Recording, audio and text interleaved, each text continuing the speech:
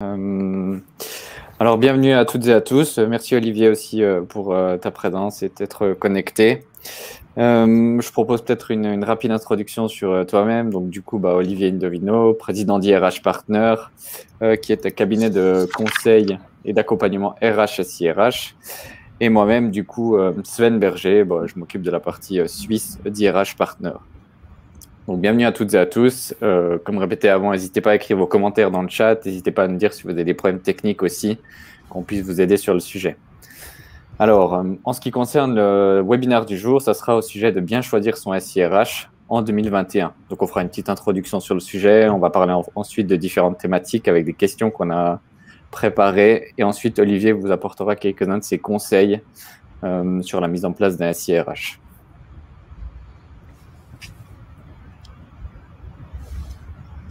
Alors, première question pour toi, Olivier. Est-ce que tu vois si le Covid a un impact, en fait, et est-ce qu'il change les pratiques du SIRH? Merci pour ta question, Sven. Tout d'abord, bonjour à tous. Merci de vous être connectés.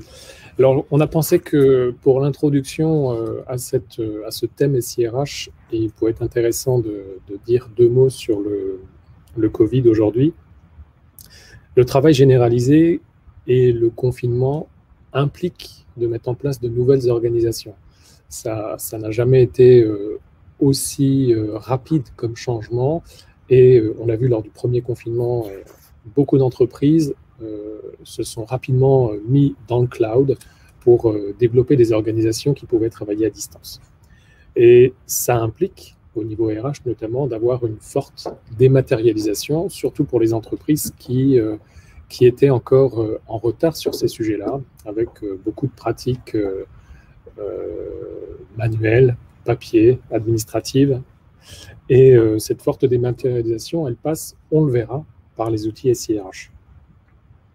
La proximité physique qui a disparu aussi avec le confinement fait en sorte qu'il faut réaménager les canaux de communication et les process.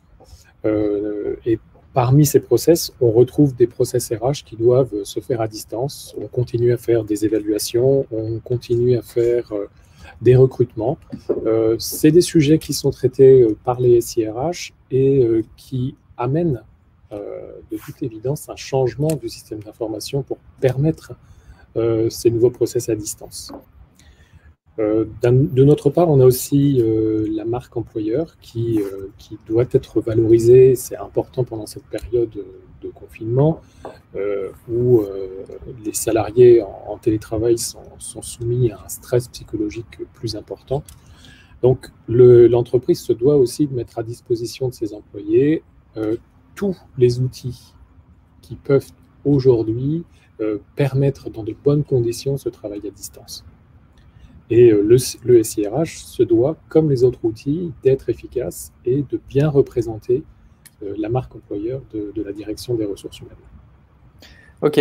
Et à titre personnel, envers tes clients, c'est quoi ton constat par rapport à tout ça? Comment les gens ils le perçoivent ou ils le vivent de manière générale?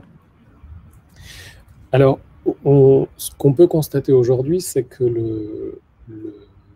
les conditions sanitaires et les différents points que j'ai abordés amènent une augmentation significative des travaux que nous pouvons mener sur des aides au choix, sur des trajectoires SIRH. Et beaucoup d'entreprises aujourd'hui se mobilisent pour avancer vers cette transformation digitale.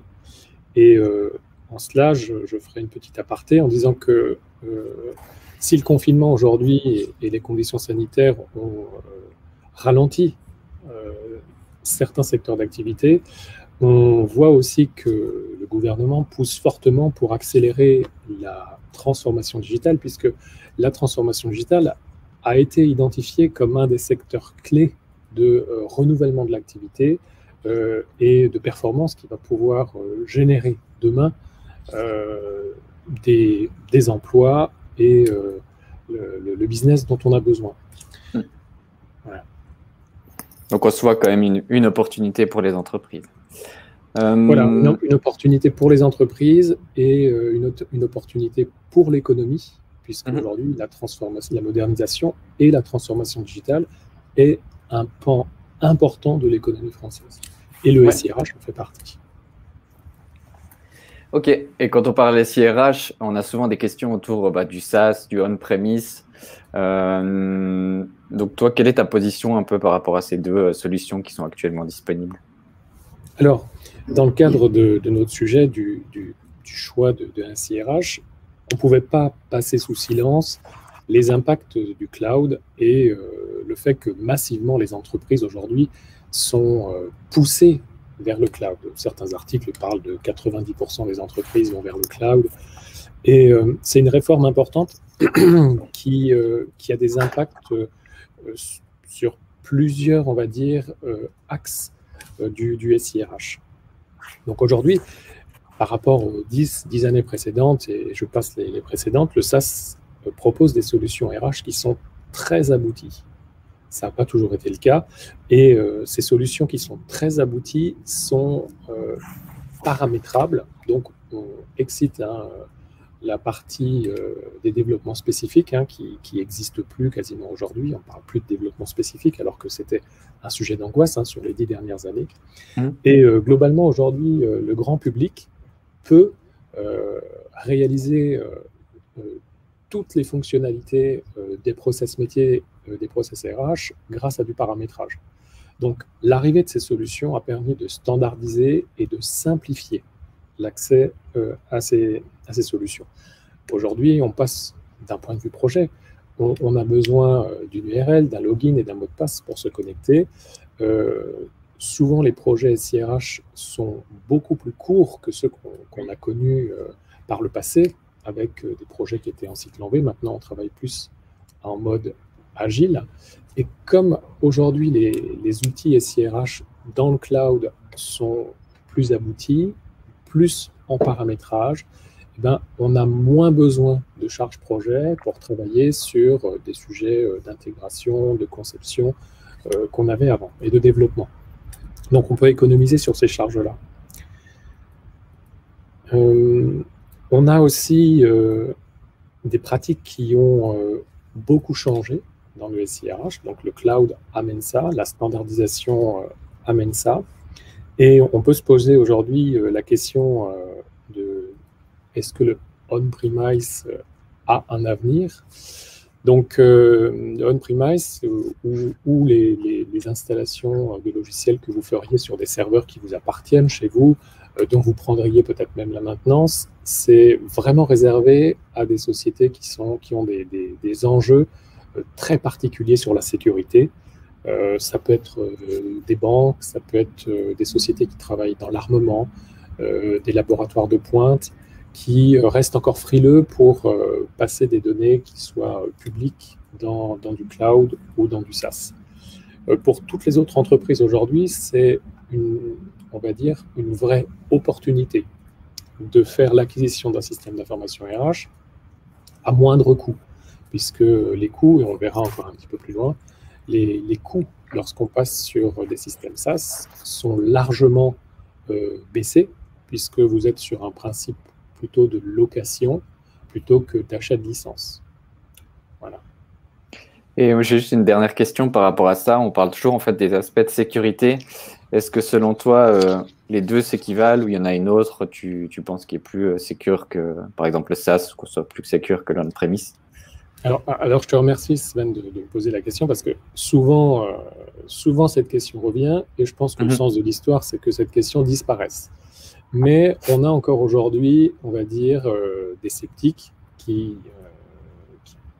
et j'en fais pas partie, qui pensent que les versions SaaS, le cloud, est moins sécurisé que ce qu'il pourrait avoir en interne. Donc, aujourd'hui, moi, c'est absolument pas ma conviction, puisque le business model de ces sociétés qui développent des logiciels ou qui stockent de la donnée dans le cloud, le business model ne fonctionne que parce que les données sont sécurisées et les process ont garanti la confidentialité des process, y compris le RGPD, etc.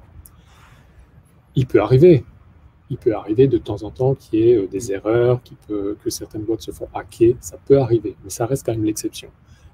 Ma conviction, et je pense qu'elle est assez partagée, c'est que ces sociétés aujourd'hui qui proposent des services dans le cloud, dans le SaaS, investissent énormément dans la sécurité.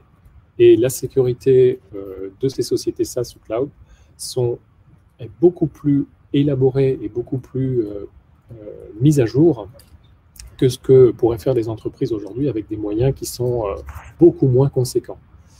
Donc sur cette question de sécurité des données, je pense sincèrement que les données sont mieux protégées quand elles sont gérées par un spécialiste qui gère la sécurité comme un vrai sujet, que dans l'entreprise qui va mettre des moyens qui seront moins conséquents. Voilà ma position. D'accord, merci. Du coup, ça nous amène à notre prochaine question. De manière générale, par rapport au SIRH, pourquoi on changerait de SIRH en fait? C'est quoi les raisons? Alors on a vu que la situation, l'actualité, le contexte peut engager des réformes plus rapides. On l'a vu avec les conditions sanitaires du Covid. On a vu que l'aboutissement des solutions dans le cloud, les aspects techniques peuvent faciliter l'accès à ces solutions, mais on en a d'autres. On a d'autres raisons qui peuvent permettre ou qui peuvent créer ce besoin. Par exemple, l'amélioration de services. Vous avez peut-être dans les entreprises, dans votre entreprise aujourd'hui, besoin de nouveaux services qui ne sont pas adressés par le système d'information que vous avez mis en place. Pour activer ces nouveaux services, plus digitaux ou qui fonctionnent davantage avec des smartphones, peut-être que ça va être un facteur déclencheur pour changer de SIRH. Le meilleur traitement de la donnée. Vous avez peut-être un SIRH aujourd'hui ou pas de SIRH et vous accordez une place grandissante à la donnée, à l'exploitation de la donnée. Donc vous allez peut-être aller vers un système qui gère beaucoup mieux le traitement des données massives ou des gros volumes de données. Vous allez peut-être vouloir répondre à l'actualité de l'entreprise. Peut-être que votre entreprise souhaite faire l'acquisition d'une boîte. Donc on est plutôt dans de la fusion, dans de l'acquisition. Et il s'agit de redimensionner le système d'information RH qui a fait son temps et qui doit absorber une nouvelle société. Donc l'actualité FUSAC. Vous pouvez répondre aussi à un problème, par exemple, d'obsolescence technique. Le plus souvent, on dit que la durée de vie d'un système d'information RH, c'est à peu près 10 ans.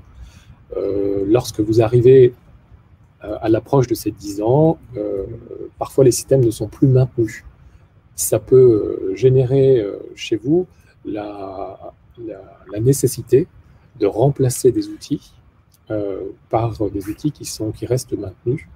Et donc cette obsolescence technique peut faire en sorte que vous soyez obligé de changer ou de migrer votre système d'information RH. Et dans le cas où vous migrez, vous pouvez aussi profiter de nouvelles fonctionnalités des dernières versions. Vous pouvez chercher aussi une réponse en termes de coût. Peut-être que le système d'information que vous avez mis en place, de par sa complexité, de par son obsolescence, vous coûte cher. Vous coûte cher parce qu'il faut le maintenir, parce qu'il nécessite pour vous de continuer à aménager des processus manuels qui sont complémentaires au système d'information RH.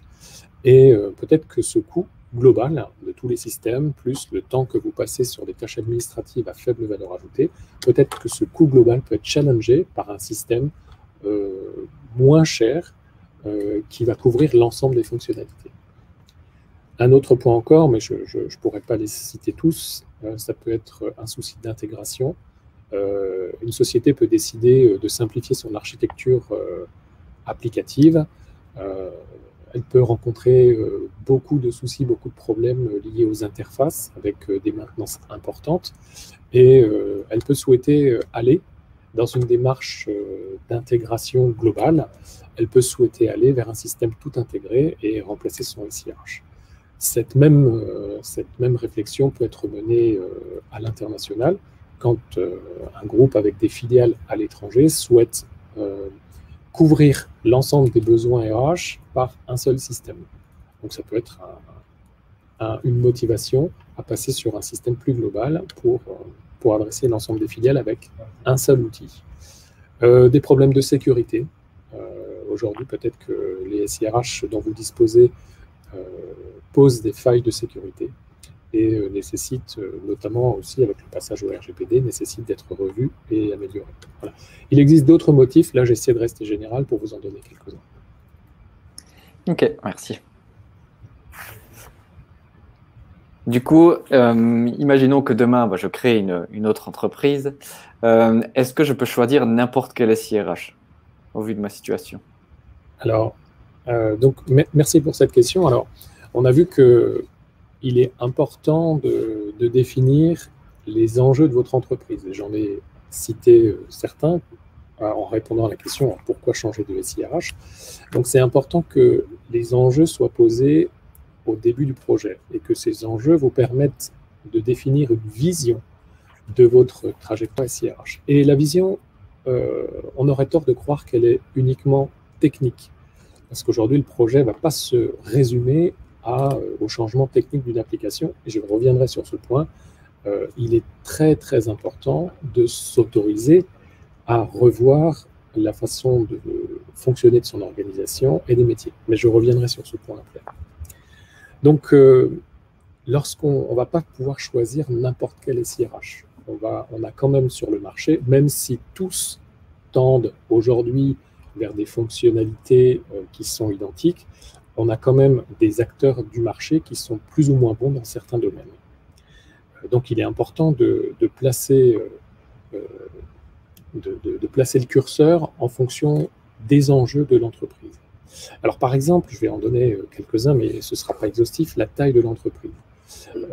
On n'aura pas la même réflexion pour une petite entreprise que pour une très très grosse entreprise qui va rencontrer plusieurs conventions collectives, énormément de cas particuliers, peut-être plusieurs pays à adresser. Donc déjà la taille de l'entreprise va être corrélée à la complexité de la réglementation. Donc plus l'entreprise va être petite, on va dire, moins l'héritage des règles et de la réglementation RH qui est mis en place va être important. Et plus facile il sera pour cette entreprise de passer sur des solutions qui sont complètement standardisées. À l'inverse, plus l'entreprise va être grande, plus l'héritage, le nombre d'acquisitions important, plus il va être nécessaire de pouvoir paramétrer avec finesse les différentes réglementations de l'entreprise. Et d'aller peut-être vers des SIRH qui sont plus complexes à gérer. Tous les systèmes ne se valent pas non plus d'un point de vue de design et d'ergonomie. On a aujourd'hui sur le marché des systèmes qui ont eu des positions dominantes et hégémoniques depuis 40 ans et qui restent conçus sur du COBOL ou sur des anciens langages et qui sont très limités quand même au niveau des capacités, on va dire, de la culture Internet et des codes Internet d'aujourd'hui. Donc tous les systèmes ne se valent pas et globalement les solutions qui sont plus récentes aujourd'hui permettent d'avoir des fonctionnalités, une ergonomie de meilleure qualité que les solutions qui sont très anciennes. Donc si le point de l'ergonomie, de la performance, de l'UX est important, on aura une indication sur le type d'outil qu'on peut choisir. Le scope du projet aussi est important. On va pas chercher sur le marché un SIRH qui fasse à la fois la paye, la GA et la gestion des temps, la gestion administrative et la gestion des temps, et un système d'information RH qui doit gérer le recrutement, le talent management, plus globalement. Souvent, c'est deux mondes qui se parlent difficilement. Donc, en fonction du scope du projet, on va quand même avoir des acteurs privilégiés sur différents domaines.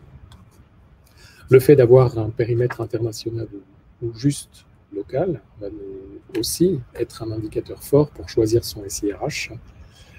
Et les enjeux de l'entreprise, quand ils sont fonctionnels, peuvent aussi de manière plus fine, à induire un choix de SIRH. Juste un point, les logiciels aujourd'hui qui ont des places dominantes sur le marché ont commencé comme des petites solutions. Et ces petites solutions, elles avaient un ou deux domaines de prédilection dans lesquels ils étaient experts. Avec le temps, ces logiciels ont enrichi leur offre. Mais ils resteront toujours des experts des domaines qui les ont vus naître et qui leur ont permis de se développer. Donc, on sait aujourd'hui distinguer dans les SIRH quelles sont les forces fonctionnelles de chacun d'eux, et ça peut orienter le choix en fonction des enjeux recherchés par l'entreprise.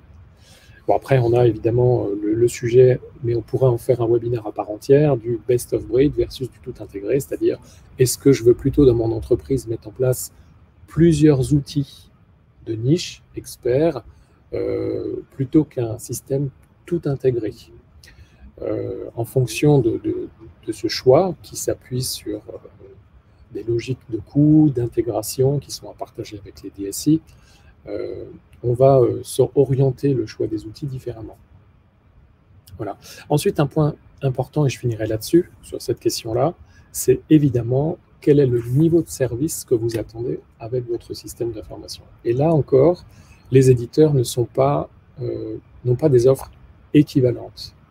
Donc, si vous attendez un fort niveau de service concernant la prise en charge de la maintenance, voire de tout ou partie d'un processus RH, vous avez des solutions sur le marché qui sont plus ou moins bien externalisées et qui offrent plus ou moins des services RH, des services métiers. Donc, ce point-là est très important et il est à prendre en compte dès le début de la recherche d'un prestataire, d'un soumissionnaire qui va pouvoir répondre à votre besoin. Voilà, je m'arrêterai là, Sven, pour cette question. Ça marche, merci. Du coup, pour toutes les personnes en fait qui voudraient entamer un projet d'SIRH ou qui réfléchissent à faire un projet SIRH, qu'est-ce que tu leur recommanderais ou qu'est-ce que tu leur recommanderais de ne pas faire justement? Ok, donc là il me reste 8 minutes pour être convaincant. Donc en termes de recommandations déjà, la mise en place d'un outil est une opportunité pour l'entreprise. On a vu, elle peut répondre à des enjeux qui sont de mieux gérer le télétravail, ça peut être des enjeux d'intégration, des enjeux de coût, mais c'est aussi l'opportunité pour l'entreprise de s'autoriser à transformer les organisations et les métiers. Donc je m'explique, si vous voulez mettre en place un système, il faut, dans les erreurs à éviter de reconduire ce que vous avez actuellement à l'identique. Certainement que des optimisations sont possibles et le nouveau système d'information doit permettre à l'entreprise de changer son fonctionnement. Donc, c'est pour ça que lorsque, au début de ce webinaire, je parlais de la vision, je disais la vision, quand on pose une trajectoire SIRH, elle n'est pas seulement technique. Vous pouvez aussi inscrire dans cette vision des changements d'organisation ou des changements de processus métier. La manière que vous avez de fonctionner aujourd'hui, vous vous engagez à dire qu'avec le nouveau système, on va modifier cette façon, on va uniformiser ou harmoniser un certain nombre de processus. Pareil, dans l'organisation, un point très très important, c'est qu'il faut réserver dans l'organisation toute la place que méritent les managers et les utilisateurs finaux.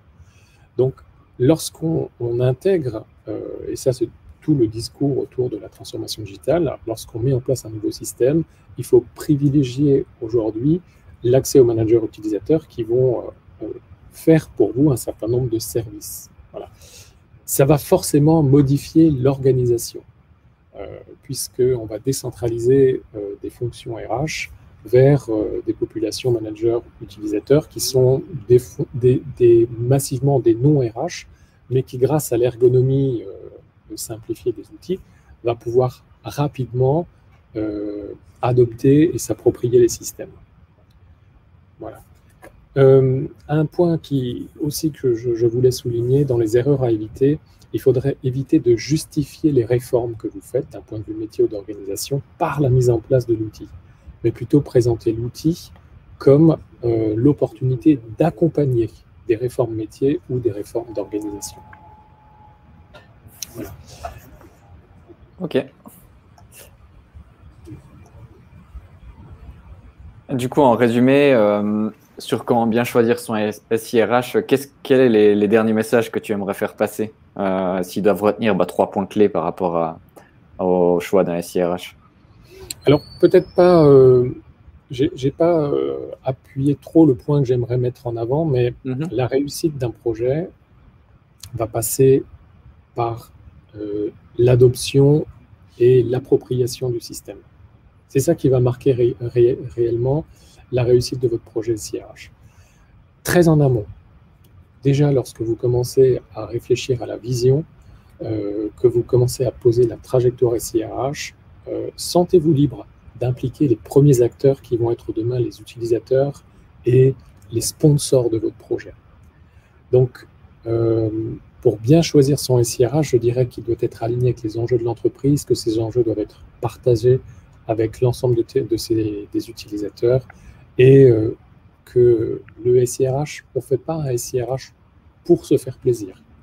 On fait un SIRH pour répondre à un besoin et ce besoin, au final, si on veut qu'il fonctionne, doit être pris en charge par des utilisateurs, par des managers qui doivent adopter la solution. Et dans la gestion d'un projet SIRH, si les gens n'adhèrent pas, eh ben ça ne marche pas. Voilà. Donc bien choisir son SIRH, c'est choisir un SIRH qui est correctement aligné avec les enjeux de l'entreprise et qui répond à un vrai besoin.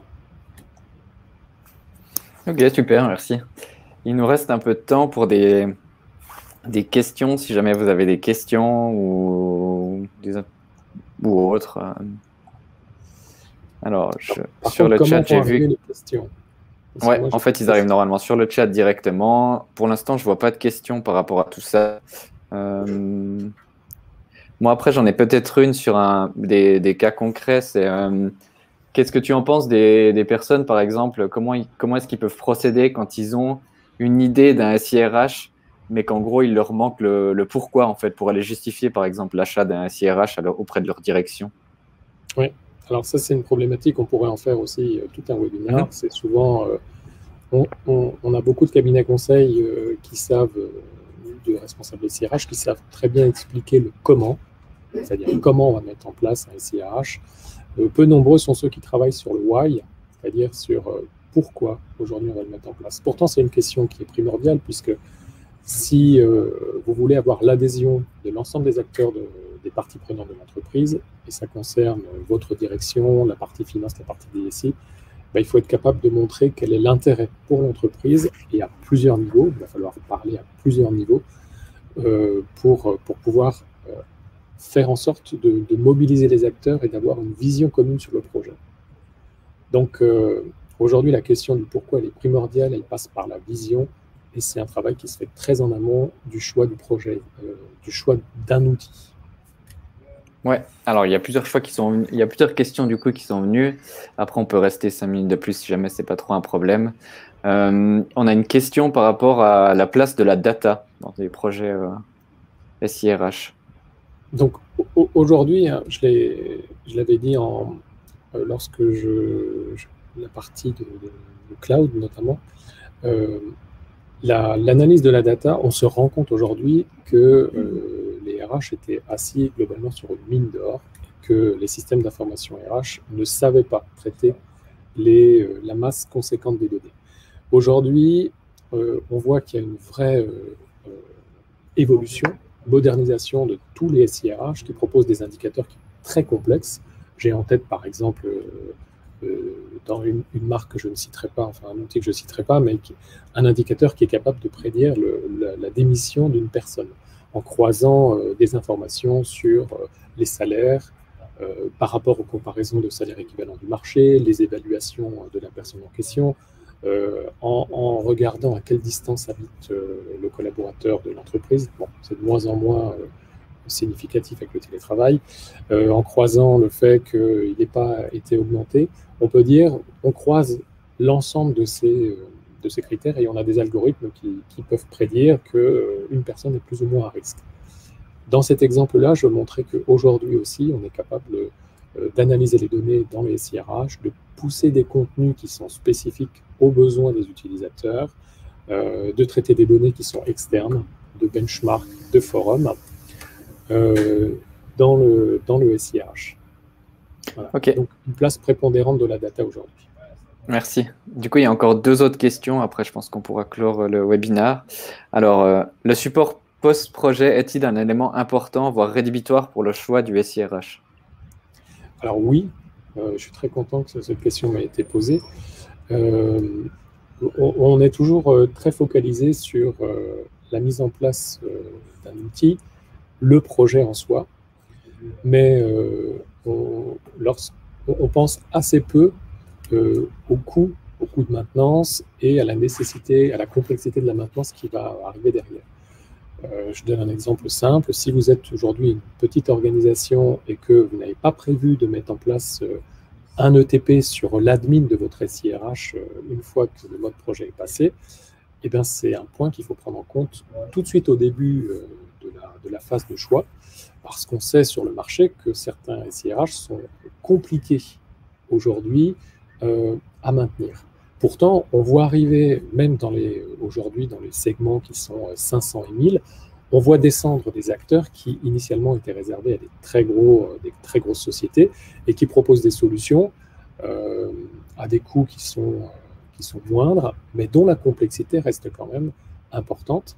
Et pour les petites entreprises, c'est important de dire au début, attention, vous souhaitez vous payer une Rolls, pas de souci, mais il y a des coûts de maintenance et des coûts d'administration de cette société qui peuvent être très lourds. Donc le post-projet, c'est un sujet à part entière qu'il faut prendre en compte au moment où on définit les enjeux du projet pour choisir une solution. Ouais. Alors, j'essaie d'en prendre encore quelques-unes. Parfois, nous avons un besoin, mais nous ne savons pas l'identifier. La demande est en amont du SIRH. Comment définir l'enjeu quand techniquement c'est flou? Alors, je dirais que quand techniquement c'est flou, c'est pas grave. C'est pas grave du tout même. Parce qu'aujourd'hui, les solutions, elles sont SaaS, elles sont très abouties. Il n'y aura plus, et c'est le sens de l'histoire, il n'y aura plus de difficultés techniques à mettre en place des solutions. Là où vous devez concentrer vos efforts, c'est travailler sur l'expression des besoins qui doit être, on va dire, corrélée aux enjeux de l'entreprise. Donc, si votre entreprise a un fort besoin d'évaluation, un fort besoin de recrutement, a besoin de requalifier ses processus de paye parce qu'ils n'étaient pas assez fiables ou de gestion des temps, donc ça, c'est des enjeux qui sont forts. Et l'expression de besoin qui va suivre, c'est ça qui va devoir driver le choix du système d'information. Je dirais, à aucun moment, vous devriez vous soucier de la partie outils. On trouvera, et si vous êtes accompagné par un cabinet conseil, par des confrères, on trouvera sur le marché des solutions qui techniquement font le travail. Voilà. Mais votre objectif doit être à vous de bien définir les fonctionnalités, l'expression de besoin. Et c'est l'expression de besoin fonctionnelle qui est importante. Merci. Donc, il y a beaucoup de questions dans le chat. Je propose qu'on reste un petit moment, Olivier, si tu as encore un peu de temps pour les traiter. Comment gérer les data centers situés à l'étranger? Souveraineté de la donnée, c'est un problème dans le domaine public. Alors, on est aujourd'hui soumis à la réglementation RGPD qui s'applique sur tous les pays qui échangent de la donnée avec l'Europe. Donc, lorsqu'on est sur des pays qui sont comme la Russie, la Chine ou les États-Unis qui ont des contraintes en termes de données compliquées, il faut les traiter au cas par cas. Et je pense que là, il faudrait faire un webinaire à part entière. On ne peut pas traiter tous ces cas.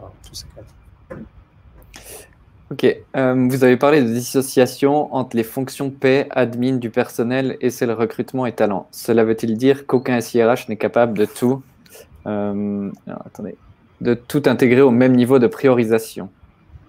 Alors, oui. Clairement, oui. En fait, cette dissociation que je fais, elle est historique. Pour les plus anciens d'entre vous là, qui connaissent le monde du SIRH, on se rappelle que les systèmes d'information RH ont démarré avec des packages de paye qui se sont enrichis avec de la gestion administrative. On a vu arriver dans les années 2000, je vais assez vite, hein, la gestion des temps qui s'est très largement démocratisée avec les lois Aubry 1, Aubry 2. Et avant, c'est ça qu'on appelait le SIRH. C'était, on va dire, un SIRH qui était très réglementaire, sur lequel on a commencé à mettre de la formation. Et puis progressivement, on va dire, à partir des années 2000, on a développé de la formation, du recrutement, de l'évaluation, du Compenben, et des modules qui étaient plus à dominante métier. Pour autant, les acteurs hégémoniques continuent à offrir des services de paye, GA, GTA, qui soient adaptés à la réglementation, qui reste toujours de plus en plus complexe. Ce n'est pas les mêmes acteurs qui sont bons dans la paye que les mêmes acteurs qui sont bons dans les systèmes RH. On a une vraie dichotomie. Dans les acteurs de paye, GA, GTA, c'est plutôt des acteurs qui sont locaux. Lorsqu'on est sur du talent management, on va être davantage sur des acteurs qui peuvent avoir une dimension internationale. Les projets se font plus régulièrement en anglais, par exemple, alors que les projets GA, GTA Pay sont quasi exclusivement en français. Donc on a quand même une vraie dichotomie des acteurs, et aujourd'hui, ma conviction, c'est qu'on ne peut pas être bon partout. Donc on a des offres globales, tout intégrées, qui peuvent avoir leur intérêt, si on a notamment un vrai souci d'intégration. Mais en termes fonctionnels, on a quand même des acteurs qui sont meilleurs sur un domaine ou sur l'autre domaine. Ok, merci. Alors, je vais prendre les deux dernières. Je pense qu'il y en a une qui est un peu dirigée pour le chat de manière générale. Bonjour à tous. Petite question. Chez vos clients, vous voyez plutôt une tendance vers des solutions cloud ou on-premise? Alors, ça, c'est quelqu'un qui est arrivé en retard. Donc, on a aujourd'hui, on n'a quasiment plus de on-premise. Quasiment. Ok. Quasiment plus. Et le sens de l'histoire, pour moi, c'est que ça disparaisse. D'accord. Une dernière, du coup, comment voyez-vous l'intégration des compétences dans le SIRH? Entre parenthèses, profil des talents, constitue cette équipe de projet, mobilité interne, par exemple. Alors, je ne comprends pas trop la question. Je pense plutôt l'intégration des compétences dans le SIRH. Ça doit être peut-être un référentiel de compétences qui est... Ah, ok. Si c'est un référentiel, le seul conseil que j'ai à vous donner, c'est de le faire en amont et de travailler sur les besoins de l'entreprise qui sont plutôt métiers. Attendez pas de mettre en place la GPEC, par exemple, pour vous poser la question de quel référentiel de compétences d'emploi je dois mettre en place, parce que c'est des sujets qui sont extrêmement longs à gérer, très très longs. La mise en place dans un outil vous prendra quelques jours, voire quelques semaines. Mais tout le travail en amont va vous prendre beaucoup de temps. C'est à l'identique, je rebondis un peu sur cette question pour donner une autre estimation, c'est que on passait beaucoup de temps à l'époque sur des projets, sur de la réalisation, sur de la reprise de données, sur de l'intégration. Tous ces sujets sont très minimisés aujourd'hui grâce aux solutions qui sont abouties, plutôt standardisées dans le cloud. En contrepartie, ce temps a été redistribué sur des sujets qui sont plus d'accompagnement du changement. On travaille davantage sur de la formation, sur des plans de communication, de la mesure de satisfaction client, de manière à favoriser l'adoption. Donc on a quand même un réaménagement du temps, et je dirais que plus globalement, avec l'aboutissement des solutions techniques, le temps de la mise en place des projets a été réduit, et aujourd'hui, on accorde beaucoup plus de temps en amont des projets pour préparer, typiquement des référentiels, de l'harmonisation de processus métier, et tout au long du projet, travailler davantage sur le change pour favoriser l'adoption. Voilà. Donc c'est une vraie opportunité qu'on a aujourd'hui de rentrer de mettre en place des SIRH. Les codes ont changé, on est moins sur des aspects outils, et maintenant on favorise vraiment des aspects qui soient métier et organisation. Il y avait une question, la personne a rebondi en fait sur ton explication suite à la question, tu sais, la dissociation entre les fonctions P-admin du personnel et la priorisation suite au SIRH. Et la personne demande donc si c'est un SIRH avec des modules associés. Donc quoi? Donc un SIRH avec des modules associés. Je pense par là, c'est plutôt de privilégier du coup un système RH avec des modules associés? Ça doit être ça la question. Alors ça, globalement, aujourd'hui, tous les éditeurs sont en capacité de fournir un système ou global avec de la paye et du talent management, mais dans tous les cas, toujours avec des modules que vous pouvez activer à la demande. Ça, c'est aujourd'hui très, très classique. Donc, de moins en moins, vous avez besoin d'acheter toute une suite globale pour avoir un seul module. Je ne sais pas si je réponds bien à la question, mais j'invite la personne qui a un vrai sujet à nous envoyer un mail pour continuer à discuter. Ouais. Bon, en tout cas, merci pour ton temps, Olivier. Merci aussi à toutes et à tous pour vos questions dans le chat et votre participation. Donc, on va reproduire le même exercice au fur et à mesure de l'année. Donc, on vous fera part aussi de nos futurs sujets. On vous fera voter certainement comme on l'a fait auparavant. Et il ne me reste plus qu'à vous souhaiter une bonne journée. Une bonne journée à toi également, Olivier. Et juste un point, j'ai passé beaucoup d'informations. Est-ce qu'on aura un replay? Oui, tout à fait.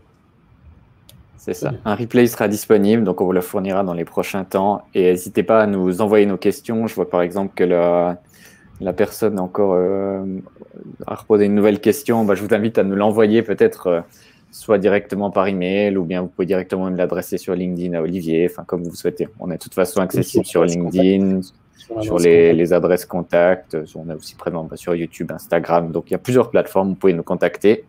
Et avec plaisir pour un prochain webinaire tous ensemble. Merci. Bonne journée. Au revoir.